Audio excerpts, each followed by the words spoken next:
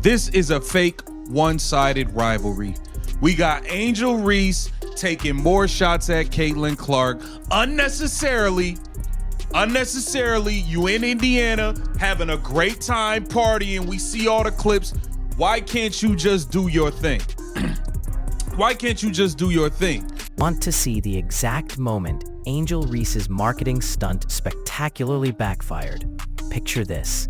She drops her biggest shoe campaign right in the middle of WNBA All-Star weekend, plastered all over Indianapolis, thinking she's about to steal the spotlight.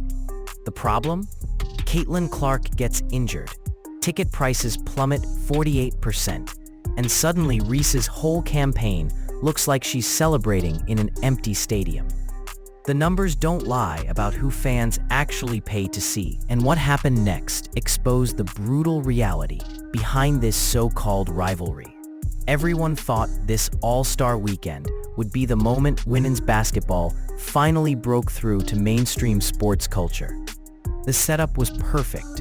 Clark versus Reese in Indianapolis. Packed arenas screaming. Record viewership numbers that would make ESPN executives actually pay attention to women's sports for once. But can Sarah Spain and the media stop going out there and saying that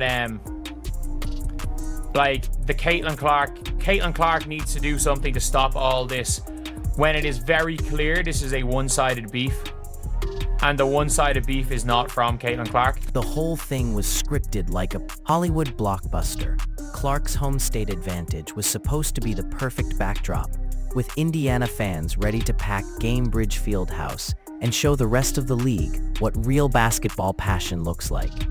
Corporate sponsors had dumped serious money into this weekend, banking on the Clark-Reese rivalry to deliver eyeballs and engagement. Nike had special editions ready. ESPN was promoting this as must-see television, and social media was buzzing with countdown posts. The marketing campaigns were rolling full steam ahead, with fans booking flights to Indianapolis specifically to watch Caitlin Clark play on her home turf. Hotels were sold out. Restaurants were preparing for crowds they hadn't seen since March Madness hit town. Then the foundation started cracking. Clark's groin injury gets announced just days before the weekend, and suddenly, the entire carefully crafted narrative begins falling apart. This wasn't just any injury happening to just any player. Clark had single-handedly brought new eyes to the league, turned casual sports fans into WNBA followers, made people who never cared about women's basketball tune in just to see what the hype was about. Her absence meant losing the player who actually moved the needle. Fans had been planning this trip for months, and now their main reason for coming was gone. The domino effect was immediate and devastating. All those carefully planned marketing campaigns suddenly looked shaky. The main storyline everyone was invested in just vanished overnight, and you could practically hear the air coming out of the balloon. Corporate sponsors who had bet big on record-breaking success were scrambling to adjust their expectations. But while Clark was dealing with a legitimate injury and disappointing fans who genuinely wanted to see her play, someone else saw this as the perfect opportunity to make the weekend all about them. Angel Reese launched her biggest marketing move yet, the I'm in Your City Reebok campaign, right in Clark's hometown while she was injured and couldn't even defend her turf. The timing couldn't have been more calculated or more tone-deaf. Reese plastered "Walk in Your Trap, Take Over Your Trap" messaging all over social media, even using Bankroll Fresh's track on her Instagram story. Billboards went up around Indianapolis with Reese's face, promoting her signature shoe launch with territorial messaging that screamed takeover in enemy territory. This wasn't just about introducing a product. This was about making a statement while your main competition was sitting on the bench with an injury. The contrast was obvious to everyone watching. While other All-Stars showed respect for Clark's situation and toned down any competitive messaging, Reese doubled down and kept pushing the campaign, full steam ahead, like nothing had changed. Here's where the brutal economics come into play. Want to know exactly how much Caitlin Clark is worth to the WNBA? Just look at what happened when she couldn't play. Ticket prices collapsed from $121 to $64, a devastating 48% drop that happened almost overnight when news of her injury broke. This wasn't just a small dip in demand. This was the market screaming that without Clark, the product loses nearly half its value. The All-Star game was supposed to be the most expensive in league history, with an average purchase price of $262 before Clark got hurt. But that record-breaking demand disappeared faster than Angel Reese's credibility. The numbers don't care about marketing stunts or territorial campaigns. Corporate sponsors and TV networks had to scramble to adjust their coverage plans. Event packages that had sold out in advance suddenly looked questionable, and local businesses, counting on Clark bringing thousands of fans to town, watched their projections crumble. This exposed the league's complete dependence on one player, which is both a blessing and a curse.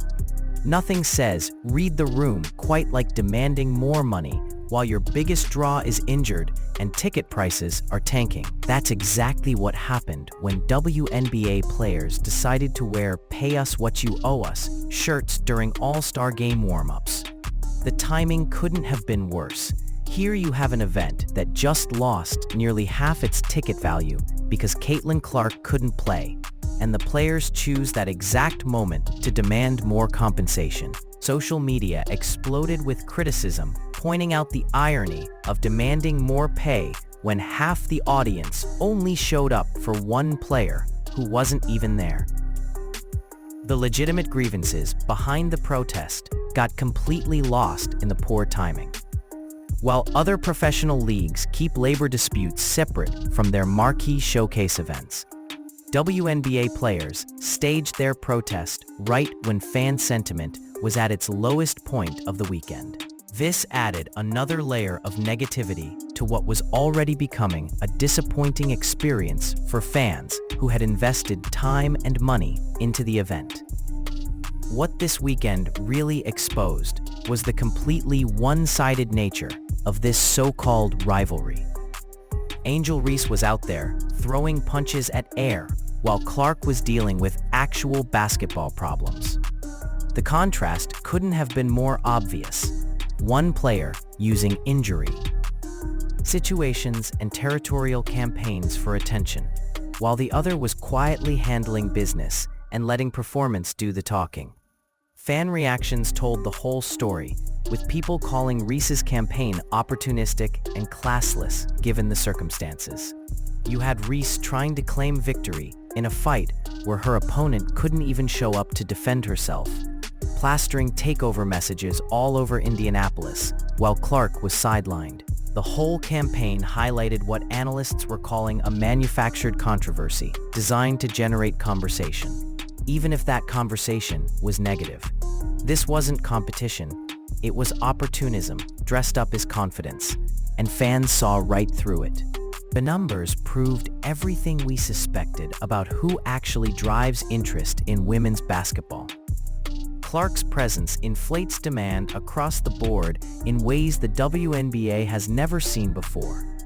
When she missed regular season games due to injury, resale prices for Fever road games dropped 47% for Washington and 71% for Chicago. That's not normal athlete impact. That's superstar economics.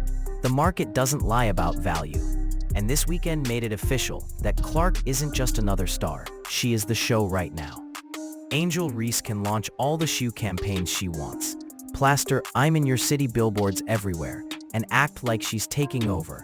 But the economics tell a different story. Without Clark there to actually compete against, Reese was basically shadowboxing in an empty gym while fans lost interest and stayed home. The 48% ticket price drop wasn't just about one injured player. It was proof that the WNBA's recent growth and mainstream attention hinges almost entirely on Caitlin Clark's star power. This setback will only make Clark's return more powerful and compelling. While her competitors were playing marketing games and staging protests, the economics exposed the brutal reality of who fans actually pay to see.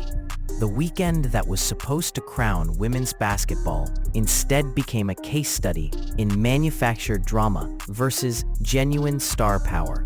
When the dust settled, only one thing was crystal clear: the numbers never lie about who really moves the needle in this league.